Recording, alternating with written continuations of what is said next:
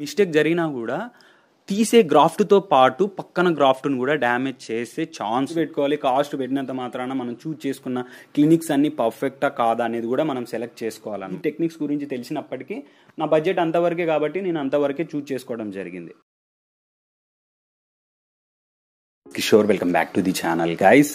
ఈరోజు వీడియోలో ఏంటి hair transplantation and cost variation, A cost చేయించాలి, కొంతమంది ఎక్కువ కాస్ట్ కూడా ఉంది కదా బ్రదర్, మరి ఏ కాస్ట్లో ట్రాన్స్ప్లాంటేషన్ చేపిస్తే బెటర్ అని చెప్పి అడగడం జరిగింది. దాని గురించి క్లియర్గా తెలుసుకుందాం. మనకు బాల్నెస్ పార్ట్ ఉందో ఆ పార్ట్ని, డోనార్ ఏరియా పార్ట్ని సెలెక్ట్ చేసుకొని ఆ ఏరియాలో ఉండే హెయిర్ గ్రాఫ్ట్ని ఫాలిక్యూల్స్ గ్రాఫ్ట్తో సహా తీసి ఎక్కడైతే బాల్నెస్ ఉందో ఆ స్పాట్లో ఇంప్లాంట్ చేయడమే హెయిర్ ట్రాన్స్ప్లాంటేషన్ యొక్క ముఖ్య ఉద్దేశం. మన హెయిర్ని తీసి మన బాల్డ్ ప్లేస్లోనే ఇంప్లాంట్ చేస్తారు కదా, మరి ఎందుకు ఇంత డిఫరెంట్ కాస్ట్ వేరియేషన్ ఏంటి అని మీకు డౌట్ రావచ్చు. అండ్ ఆ డౌట్ గురించి కూడా చాలామంది అడిగారు అనమాట. హెయిర్ ట్రాన్స్ప్లాంటేషన్లో ఉండే టెక్నిక్స్ గురించి ముందు తెలుసుకుందాం. మ్యాక్సిమం 100% మ్యాక్సిమం టెక్నిక్స్ ఏవైనా ఉన్నాయంటే ఇప్పుడు రన్ అయ్యే టెక్నిక్లలో ఎఫ్యూటీ అండ్ ఎఫ్యూ టెక్నిక్, ఎక్కడైనా కూడా ఎఫ్యూ టెక్నికే రన్ అవుతుంది ప్రజెంట్. ఎఫ్యూటీ గురించి మనం తెలుసుకోవాల్సిన అవసరం లేదు, ప్రజెంట్ ఎఫ్యూనే రన్ అవుతుంది కాబట్టి ఎఫ్యూటీ వల్ల కొన్ని డ్రాబ్యాక్స్ ఉన్నాయి కాబట్టి ఎఫ్యూటీ టెక్నిక్ని ఎవరు చేయట్లేదు. ఇప్పుడు 100% మ్యాక్సిమం ఎఫ్యూ టెక్నిక్కే చేస్తున్నారు అనమాట. ఎక్కడైనప్పటికీ ఎఫ్యూ టెక్నిక్కే చేస్తున్నారు. ఎఫ్యూ టెక్నిక్ అంటే ఏంటి? Follicle unit extraction. ఎక్కడైతే ఫాలిక్యుల్స్ ఉన్నాయో ఆ ఫాలిక్యుల్స్ని యూనిట్తో సహా మించి ఫాలిక్యుల్స్ ఉంటాయి. 2 ఉండొచ్చు, 3 ఉండొచ్చు, 4 ఉండొచ్చు, అలా ఒకటికి మించి ఫాలిక్యుల్స్ ఉంటాయి. దాన్ని గ్రాఫ్ట్ అంటారు. ఇప్పుడు ఎఫ్యూ టెక్నిక్లో కూడా అదే జరుగుతుంది అనమాట. ఫాలిక్యుల్ యూనిట్ ఎక్స్ట్రాక్షన్, ఒక ఫాలిక్యుల్ని యూనిట్గా తీసేసి ఎక్స్ట్రాక్ట్ చేసి ఫ్రంట్ సైడ్ ఇంప్లాంట్ చేయడమే. బట్ ఇందులో వాడే equipments, different type of equipments ఉంటాయి. ఆ ఎక్విప్మెంట్స్ని బట్టి వీళ్ళు కాస్ట్ డిసైడ్ చేస్తారు. అండ్ డాక్టర్ ఎక్స్పర్ట్స్ కావచ్చు, అందులో చేసే ప్రొసీజర్ విధానం కావచ్చు, ఈ చేంజెస్ని బట్టి కాస్ట్ వేరియేషన్ అనేది ఉంటుంది అనమాట. ఎగ్జాంపుల్, నేను చేయించుకున్న క్లినిక్ గురించి చెప్తాను. నేను చేయించుకున్న క్లినిక్లో డిఫరెంట్ టైప్ ఆఫ్ టెక్నిక్స్ అయితే ఉన్నాయి. ఎందుకు ఎఫ్యూ టెక్నిక్ ఒకటే కదా, మరి డిఫరెంట్ టైప్ ఆఫ్ టెక్నిక్ ఏంటి అని మీకు డౌట్ రావచ్చు. ఏం లేదు, వాళ్ళు వాడే ఎక్విప్మెంట్స్ని బట్టి, ఆ ప్రొసీజర్లో వాడే ఎక్విప్మెంట్స్ని బట్టి వాళ్ళు డిఫరెంట్గా నేమ్ పెట్టుకున్నారు. అందులో వాడే ఎక్విప్మెంట్స్ని బట్టి వాళ్ళు నేమ్ని డిసైడ్ చేసుకున్నారు అనమాట. ఎగ్జాంపుల్, నేను చేయించుకున్న క్లినిక్లో 3 టెక్నిక్స్ ఉన్నాయి. మెయిన్గా చేసే 3 టెక్నిక్స్ ఉన్నాయి. అవేంటంటే bio FE, IFE, big FE. First basic technique వచ్చేసి బయోఎఫ్ఈ. ఇది తక్కువ కాస్టే ఉంటుంది. కాస్ట్ గురించి నేను చెప్పను, ఎందుకంటే ఎప్పుడు ఎలాంటి కాస్ట్ వసూలు చేస్తారో మనకైతే తెలియదు. ఆ సిచ్యువేషన్ని బట్టి కాస్ట్ అనేది తగ్గొచ్చు, పెరగొచ్చు.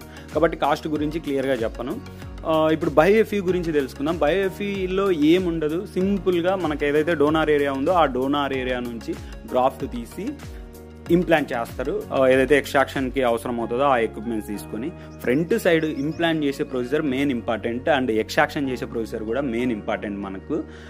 ఎందుకంటే ఎక్స్ట్రాక్షన్ చేసేటప్పుడు కొద్దిగా వేరియేషన్ జరిగినా కూడా, అది ఎక్స్ట్రాక్ట్ చేసేటప్పుడు కొద్ది మిస్టేక్ జరిగినా కూడా తీసే గ్రాఫ్ట్తో పాటు పక్కన గ్రాఫ్ట్ను కూడా డ్యామేజ్ చేసే ఛాన్స్ ఉంది. కాబట్టి అది మెయిన్ చాలా వరకు ఎక్స్పర్ట్లే చేయాలి. ఎక్స్పర్ట్ చేస్తేనే మీరు చేయించుకోండి. ఎవరు పడితే వాళ్ళు చేస్తే ఏమవుతుందంటే మనకు తీసే గ్రాఫ్ట్ను డ్యామేజ్ చేస్తారు అండ్ పక్కనుండే గ్రాఫ్ట్ను కూడా డ్యామేజ్ చేస్తారు. మనకు డోనార్ ఏరియా తీసిన తర్వాత మళ్ళీ రాదు, డ్యామేజ్ చేసిన తర్వాత కూడా మళ్ళీ రాదు. కాబట్టి మీరు దీన్ని దృష్టిలో పెట్టుకొని ఒక ఎక్స్పర్ట్ దగ్గరికి వెళ్ళి సర్జరీ చేయించుకోండి. ఇప్పుడు తీసేటప్పుడు కొంతమందికి ఎలా ఉంటుందంటే స్ట్రైట్ హెయిర్స్ కొంతమందికి ఉంటాయి, కొంతమంది కర్వ్డ్ అంటే రింగుల్ జుట్టు కొంతమందికి ఉంటాయి. ఇలా ఉంటాయి. కాబట్టి అది తెలుసుకొని డాక్టర్ దానికి తగ్గట్టు ఎక్స్ట్రాక్షన్ చేయాలి. ఎలా పడితే అలా అందరికీ ఒకేలా ఎక్స్ట్రాక్షన్ చేస్తే లోపల ఉండే గ్రాఫ్ట్ మనకు కనిపించదు, అది ఆటోమేటిక్గా డ్యామేజ్ చేసే ఛాన్స్ ఉంది. ఓకే, ఇంకా ఇంప్లాంటేషన్లో బయోఎఫ్ఈలో ఏం జరుగుతుందంటే జస్ట్ ఫోర్సెప్స్ లాంటివి తీసుకొని దాన్ని గ్రాఫ్ట్ని హోల్ చేసి తర్వాత అందులో ఇంప్లాంట్ చేస్తారు. ఇందులో ఏం జరుగుతుందంటే ఫోర్సెప్లో నార్మల్గా ఆ హోల్లోన ప్రెజర్తో ప్రిక్ చేస్తారనమాట. ప్రెజర్తో లోపలికి పంపిస్తారు. ఆ ప్రెజర్తో పంపించినప్పుడు కొంతవరకు గ్రాఫ్ట్ కరెక్ట్ పొజిషన్లో సెటిల్ కాకపోవచ్చు. ఐ మీన్ ఇప్పుడు మనం లోపల పంపించేటప్పుడు కరెక్ట్ పొజిషన్లో సెటిల్ కాకపోవచ్చు బయోఎఫ్ఈలో. ఇలాంటి ప్రాబ్లమ్స్ ఎదురవుతాయి అనమాట బేసిక్ టెక్నిక్లో. ఇంకా ఐఎఫ్ఈలో ఏం జరుగుతుంది అంటే ఇందులో ఇంప్లాంటర్ యూజ్ చేస్తారు. ఇంప్లాంటర్ అంటే ఎక్స్ట్రాక్షన్ ప్రొసీజర్ సేమ్ ఉంటుంది అండ్ ఇంప్లాంటేషన్ ప్రొసీజర్లో కొద్ది వరకు చేంజెస్ ఉంటుంది. సైడ్ నుంచి ఎక్స్ట్రాక్ట్ చేసి ఫ్రంట్ సైడ్ హోల్స్లా వేస్తారనమాట మొత్తం. ఆ హోల్స్లో ఇంప్లాంటర్లో గ్రాఫ్ట్ పెట్టి ఆ గ్రాఫ్ట్ని లోపలికి పంపిస్తారనమాట. ఇది ఐఎఫ్ఈలో జరుగుతుంది. బయోఎఫ్ఈ గురించి తెలుసుకుందాం. ఐఎఫ్ఈలో ఇంప్లాంటర్ వాడతారు కాబట్టి అది ఇంప్లాంట్ చేసే ప్రొసీజర్ కరెక్ట్గా ఉంటుంది అనమాట. కరెక్ట్గా ఏదైతే మనం హెయిర్ గ్రాఫ్ట్ ఉండే ప్లేస్ ఏదైతే ఉందో ఆ ప్లేస్లో కరెక్ట్గా సెటిల్ అవుతుంది. ఇంకా మిగిలింది బిగ్ ఎఫ్ఈలో వచ్చేసి ఇంప్లాంటర్తో పాటు ఒక లిక్విడ్ ఫార్మాట్ మారుతుంది. లిక్విడ్ శాంపిల్ మారుతుంది. లిక్విడ్ శాంపిల్ అంటే ఏం లేదు, గ్రాఫ్ట్ని ఎక్స్ట్రాక్షన్ చేసిన తర్వాత దాన్ని ఒక స్టోర్ చేయాల్సి ఉంటుంది. ఎందుకు స్టోర్ చేయాల్సి ఉంటుంది అంటే మనకు ట్రాన్స్ప్లాంటేషన్ అయిపోయేసరికి 5 నుంచి 6 అవర్స్ పట్టొచ్చు, 7 అవర్స్ పట్టొచ్చు. ఇలా టైం అయితే తీసుకోవచ్చు. ఆ టైం వరకు మనం స్టోర్ చేయాల్సి ఉంటుంది. ఆ గ్రాఫ్ట్ ఏదైతే ఉందో మనం ఎక్స్ట్రాక్షన్ చేసినాం కదా, ఆ గ్రాఫ్ట్ ఏదైతే ఉందో దాన్ని 5 అవర్స్ అండ్ 6 అవర్స్ వరకు స్టోర్ చేయాల్సి ఉంటుంది. ఆ స్టోర్ చేసే శాంపిల్ ఏదైతే ఉందో ఆ శాంపిల్ చేంజెస్ ఉంటుంది అనమాట. ఆ శాంపిల్ చేంజెస్ ఉంటుంది. అండ్ ఇంప్లాంటర్ కూడా ఇక్కడ యూజ్ చేస్తారు. అండ్ ఈ టెక్నిక్ ఎక్స్పర్ట్లు చేస్తారు, అంటే ఎక్స్పీరియన్స్డ్ డాక్టర్లు చేస్తారు. ఇలా ఉంటుంది. దీన్ని బట్టి ఇట్లా కాస్ట్ వేరియేషన్ అనేది ఉంటుంది అనమాట. ఇప్పుడు అర్థమైందా? బయోఎఫ్ఈలో జస్ట్ ఇంప్లాంట్ ప్రొసీజర్లో ఏం జరుగుతుంది, ఒక 4 స్టెప్స్ మాత్రమే యూజ్ చేస్తారు.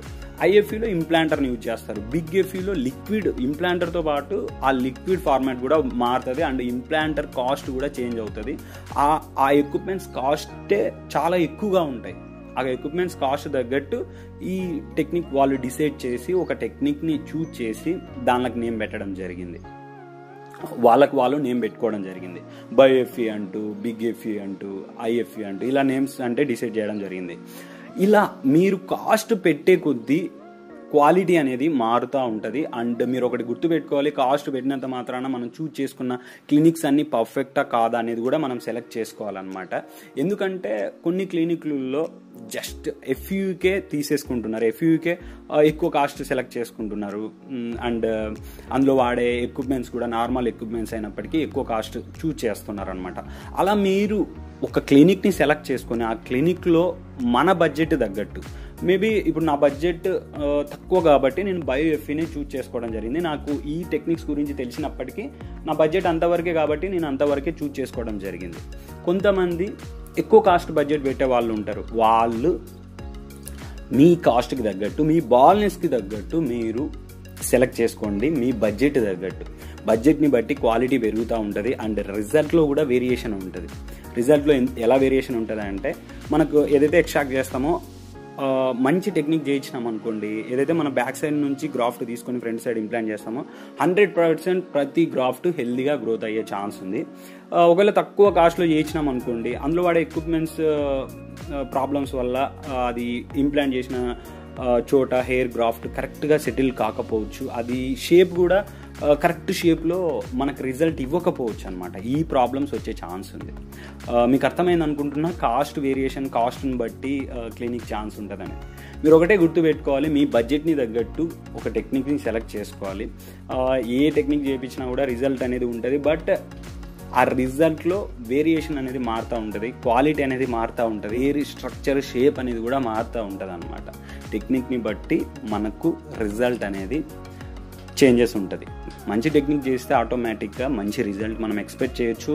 న్యాచురల్ రిజల్ట్ని మనం ఎక్స్పెక్ట్ చేయొచ్చు. మన గ్రాఫ్ట్ని కూడా డ్యామేజ్ చేసుకోకుండా నీట్గా ఉండేలా, గ్రాఫ్ట్ కూడా డ్యామేజ్ అయితే అవ్వదు.